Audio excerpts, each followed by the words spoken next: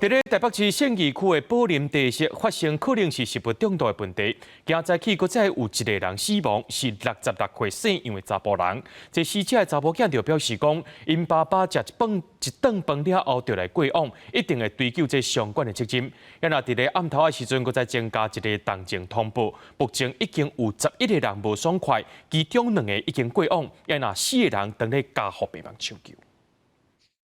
父亲他一直都是一个非常健康的人，没有任何肝的问题，没有任何肾的问题，就是去吃了1次饭，不到1个礼拜人就没了。接想到老爸只是去食一顿饭就无命。杨小姐伫记者会是真伤心，一直7目屎。伊讲3月19，中昼老爸到宝林地设信义 A13食这个炒粿条了后，暗时就开始落屎，落30几摆。一开始以为讲是诺罗病毒，20去医生看，医生认为讲是诺罗病毒，开相关药物了后，互伊转去厝休困，落屎症状有较好。 不过你早时却是雄老唱歌，心跳无稳定，赶紧送病院。经过检查排毒，心血管塌条这状况转普通的病房。不过老爸感觉食度稍稍无爽快，无受到日病情雄加重，精神无好，爱困。23透早6点，肝指数飙到14，要考虑换肝，不过情况无理想，下晡送加护病房。25钟叶克膜抢救，27心跳就停去了。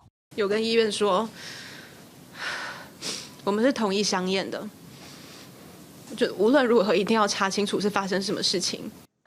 主治医师讲，为病人接叶克膜、3线的升压剂，也佮有西药制剂，不过病况一直无改善，血压一直落，尾也严重酸中毒、免搏性肝甲腰子歹去过身。医师坦白讲，从来无拄过这种的案例。在加护病房大概来讲的话，真的因为感觉上就是全身性的器官衰竭啦，然后也急性就是很严重的酸中毒，等于是见招拆招，所以变成没有办法去刹车踩不住，然后他病人状况就持续的下滑。根据卫生局掌握的进度，即阵案疑似食物中毒事件已经造成11人身体无爽快，其中已经有2个人死亡，4人住加护病房抢救。也这内底有2例正伫使用叶克膜。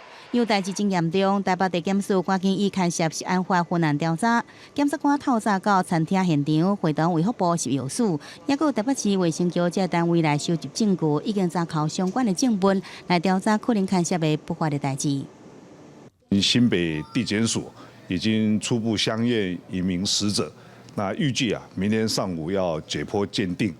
那另外1名死者今天也在进行相验当中。